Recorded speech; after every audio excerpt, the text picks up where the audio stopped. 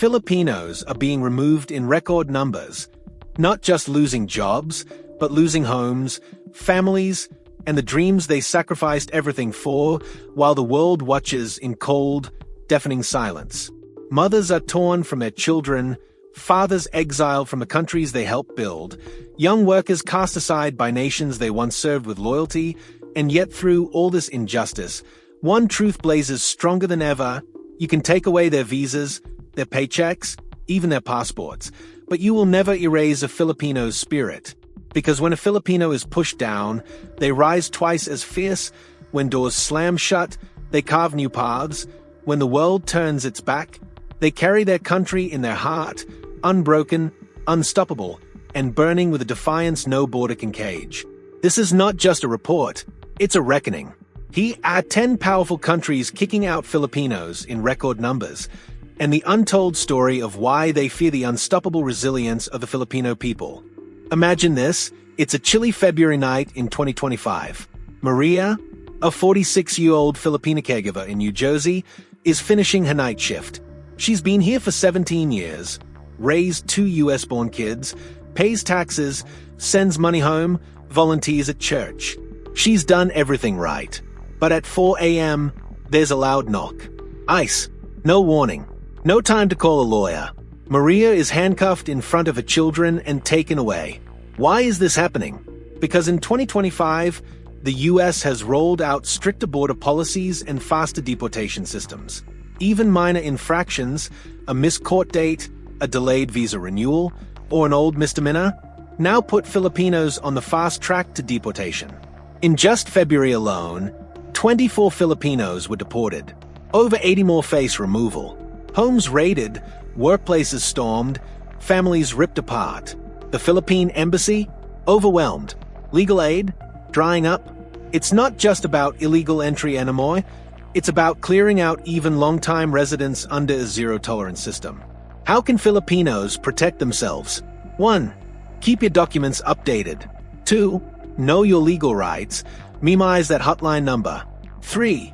Connect with immigrant rights groups in your area. They often provide free or low-cost legal help. And 4. Stay informed. Knowledge is power. Smash that like button if you believe no hardworking immigrant should live in fear. But here's the twist. The US isn't the only country doing this. Coming up, we'll uncover surprising nations that are quietly deporting Filipinos in record numbers, even places you thought were safe and welcoming. Stay with us, because by the end of this countdown, you'll not only understand who's behind this, but how Filipinos can stand strong, fight back, and keep their dreams alive. Ready? Let's go. Imagine this. You're a mother from Iloilo, working in Kuwait to provide a better future for your children.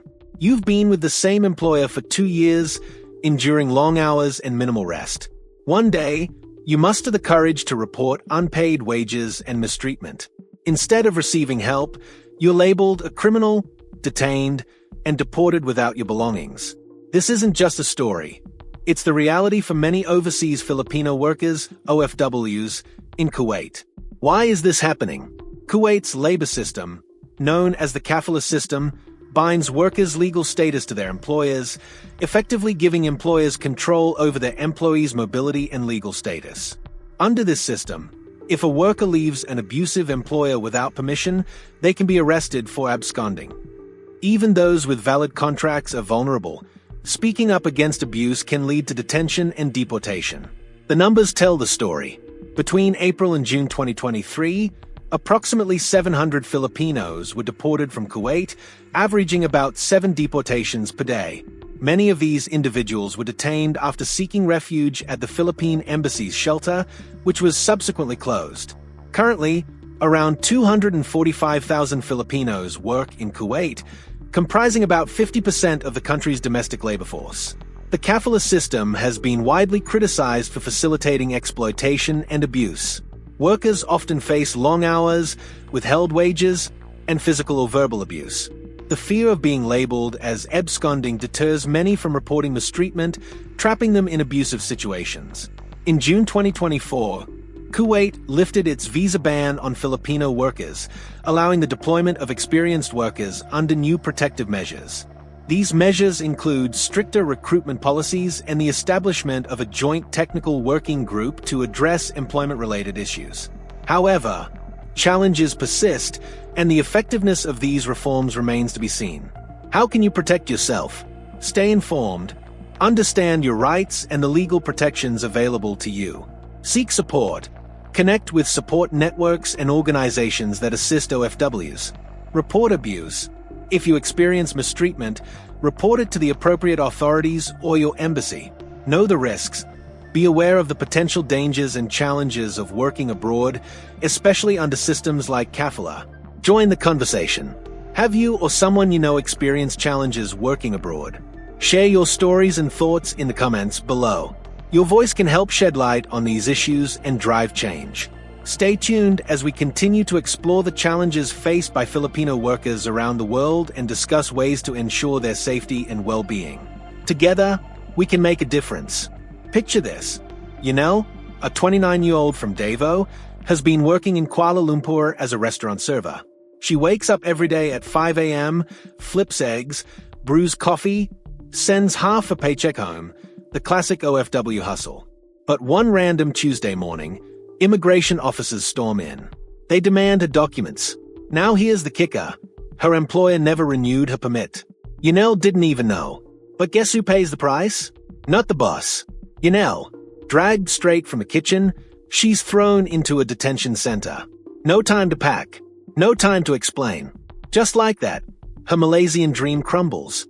And Yanel's not alone. The hard truth. As of 2025, an estimated 500,000 Filipinos are working in Malaysia, many in domestic work, construction, and service jobs.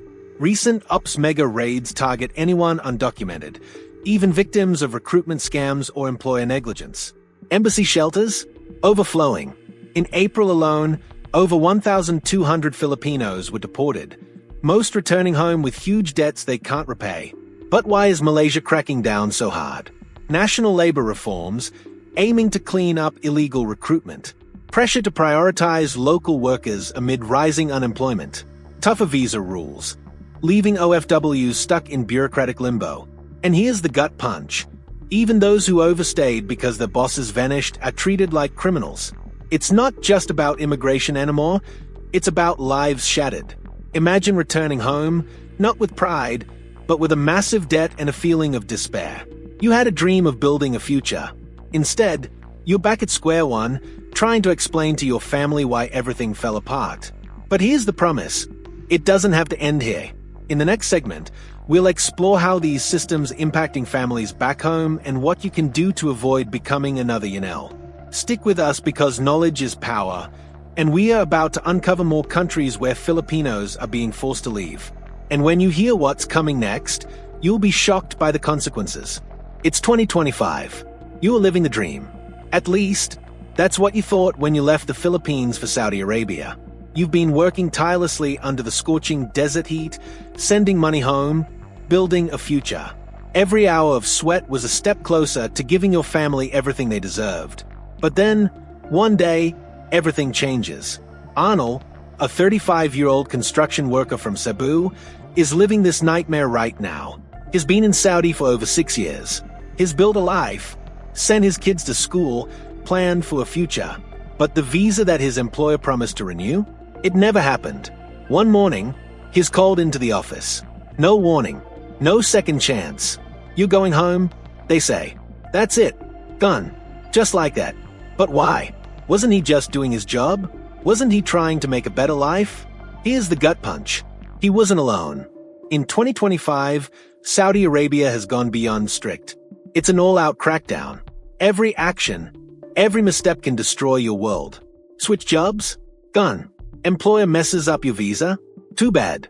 You're still out. Complain about being mistreated? CYA later. Arnold's world crashes. Everything he built, destroyed in an instant. And it's not just him. Over 50,000 Filipinos are now at risk of losing everything in Saudi Arabia. Thousands of lives being ripped apart, as if years of sacrifice and dreams never mattered. The Kafala system, the one that's supposed to protect workers, it's now a trap.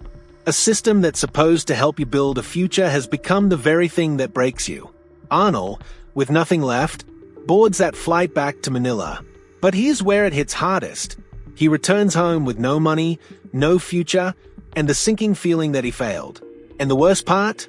His family doesn't even know the reality yet. Can you imagine it? That feeling when you come home, after years of sacrifice, but instead of a hero's welcome, you are met with the cold, hard truth. You've lost everything. Here's the shocking twist. It's not just Arnold. This is happening to thousands. Every mistake, every complaint, gone. No justice. No second chance. Saudi Arabia's new laws aren't just strict anymore. They are a full-on purge, wiping away dreams without remorse. And this is the moment we have to ask ourselves, are we willing to lose everything just to survive? This isn't just about Arnold anymore. This is about all of us. About the system we thought would protect us, but instead is just waiting to crush us. Stay with me, because next, we are diving into how these systems are destroying lives across the world, and it's going to hit hard. You've seen the pictures. Skyscrapers gleaming in the sun, luxury cars lining the streets, and endless malls in the heart of the desert.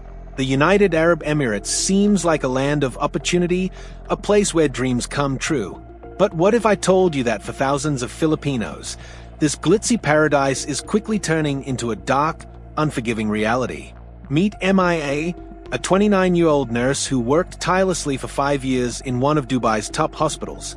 She was living the dream, sending money home to her family, building a future, and feeling like she had finally found a place in the world. But one small mistake, one missed deadline to renew her paperwork, turned everything upside down.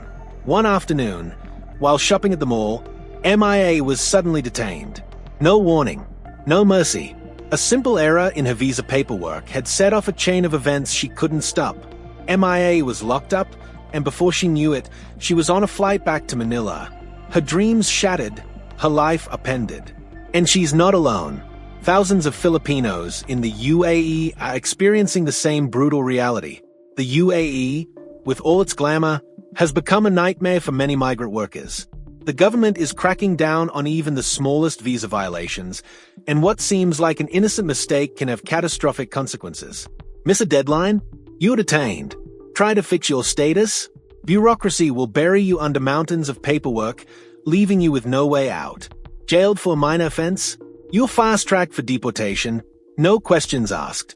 Filipinos who spent years building a life in the UAE are now being torn from their homes, their jobs, and their families. Years of hard work vanish overnight as they are sent back to the Philippines, their futures uncertain. Pause for a moment. Here's something I need to share with you. Our viewers outpacing our subscribers, and honestly, that's a huge deal. So if you're enjoying this, if this is hitting home for you, join our community. We need your voice in this conversation. You don't want to miss what's coming next. Tap that subscribe button and be part of the movement. Thank you. All right, let's dive back in. Imagine this. You've spent the last decade working in one of the wealthiest cities in the world, building a home for your family, and sending money back to keep them afloat. But all of that is gone in a heartbeat because of an expired visa or small paperwork mistake. What happens to your dreams then? This isn't just an isolated issue. This is the new reality for countless Filipinos in the UAE. The once promising land of opportunity is now a place where the rules are harsh and the stakes are higher than ever. Stay tuned, because we are about to dive deeper into how this crackdown is spreading. And trust me, you won't want to miss it. There's more to come that will shock you. Alright, let's talk. Imagine you're in Japan, one of the world's most high-tech, organized countries. Bright neon lights, perfectly clean streets, and a society that feels like it's running on the precise gears of a machine. But beneath all of that, there's a dark side that not many talk about. Let me tell you about Anna. She's a 35-year-old caregiver from the Philippines who left her family to chase a dream in Japan. For 5 years, she poured her heart and soul into her job, taking care of the elderly, sending money home to her parents, and trying to build a better life for herself. But one day, it all came crashing down. Anna was simply walking to work when she was stopped by a random ID check. She didn't think much of it at first, until they told her visa had expired. In the blink of an eye, she was detained and sent back to the Philippines. No second chances, no explanation. Just over. This isn't some isolated case. Japan's deportation system operates with a chilling efficiency. It's quiet, methodical, and relentless.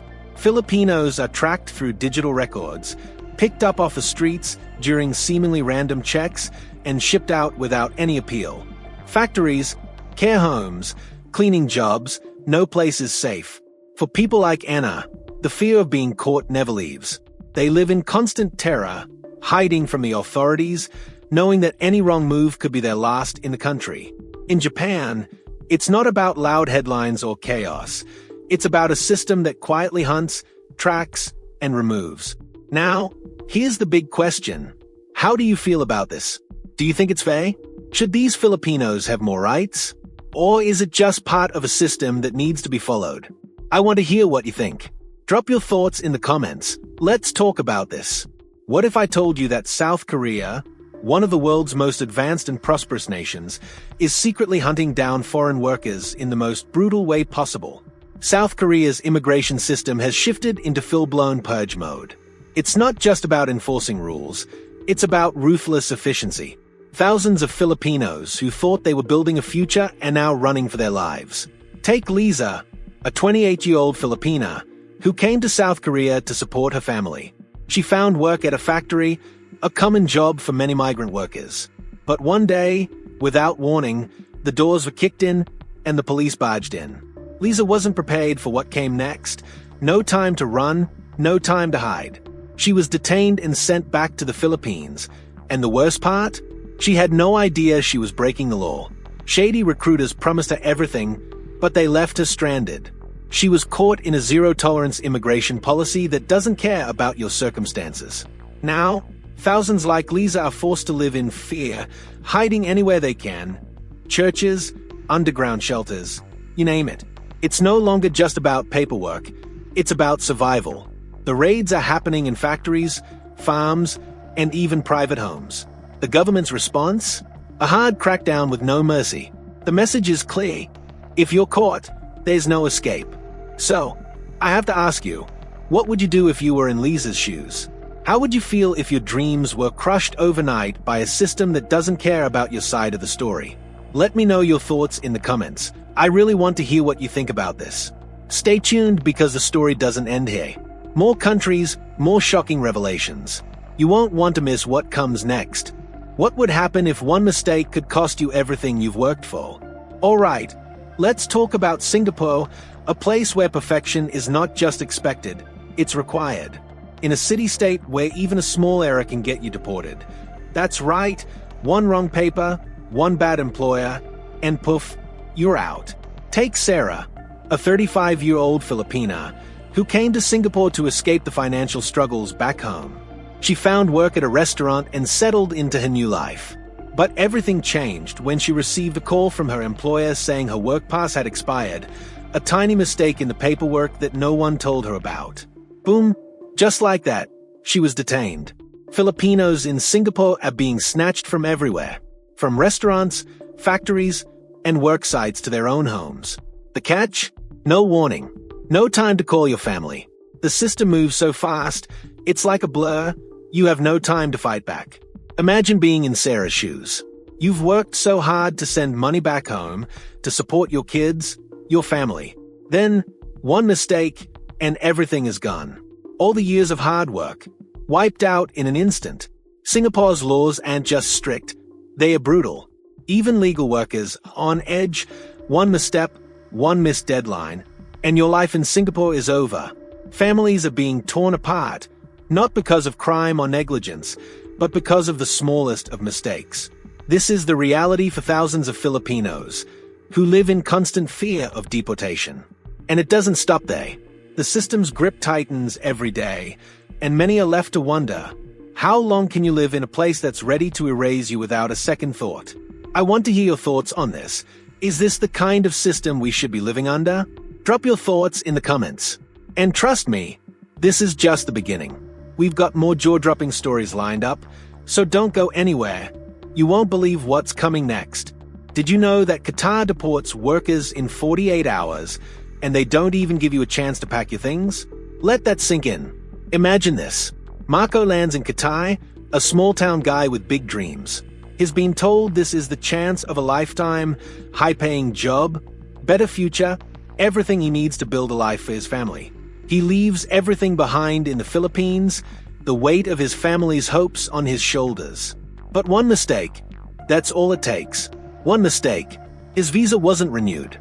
The paperwork expired, and Marco's life as he knew it came to an abrupt halt.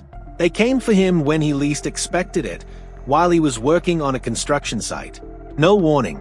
No time to say goodbye to his friends. No time to even pack his bags. It didn't matter that he worked hard, that he gave everything. Qatar's rules don't care. Paperwork expired? That's a one-way ticket home. And just like that, Marco was dragged off the job site, thrown into a world of uncertainty. He didn't even have time to call his family. He couldn't even explain what happened. He had nothing. The shelters? Overcrowded. The embassy? Out of resources. And Marco? He had nothing left to lose. He was sent home empty-handed, after months of grueling labor, without a single paycheck in his pocket. All his sacrifices, gone. Imagine it. Years of your life spent working, dreaming, sacrificing for a better future, only to be thrown out with nothing. Nothing to show for it. But here's the gut punch moment. Qatar's labor system isn't broken. It's rigged. Designed to trap workers, to break them down, and to send them home with nothing. Marco's story is just one of thousands. But it's not the end of the story. Because here's the twist. Marco didn't let it break him. He's back in the Philippines now, but is not giving up. He's rebuilding. He's started a new business. He's fighting to make it right, to take control of his life again. Qatar tried to break him, but they didn't, and is not the only one. So, what do you think? How long can these systems keep exploiting workers? Will we ever see change? Drop your thoughts in the comments. And don't go anywhere, because the next story is even worse. Stay tuned. Surprised? You should be. Canada, the land of opportunity, the friendly country we all dream of moving to. Well, it's not as welcoming as it seems anymore. Let me tell you about Anna, a hardworking Filipina who spent the last 10 years building a life in Canada. She worked her way up, sent her kids to school, made friends, and, like many immigrants, believed in the Canadian dream. Everything was going right until one fateful day, she got the call. Anna's papers had expired. Just like that, she was told to leave. No warning, no second chances. A mother, a daughter, a sister, deported overnight. Her Canadian-born kids, who had never known any other home, were left behind in a system that didn't care. It's a cold, brutal reality. And Anna's story isn't unique. Thousands of Filipinos in Canada are facing the same nightmare. Miss a deadline? Too bad. Backlog of papers? Doesn't matter. Even if your kids were born there, even if you've lived in Canada for years, you can be kicked out. And the worst part? The world barely notices. Canada's reputation as a friendly haven for immigrants is crumbling under the weight of its immigration system. Let's talk facts. Over 30,000 Filipinos face deportation in Canada right now. And that number's rising. Communities are fighting back, but the system moves fast, and it's unforgiving. The Canadian dream? For many, it's dead. So, what do you think about this? Is Canada really the land of opportunity we thought it was? Drop your thoughts below.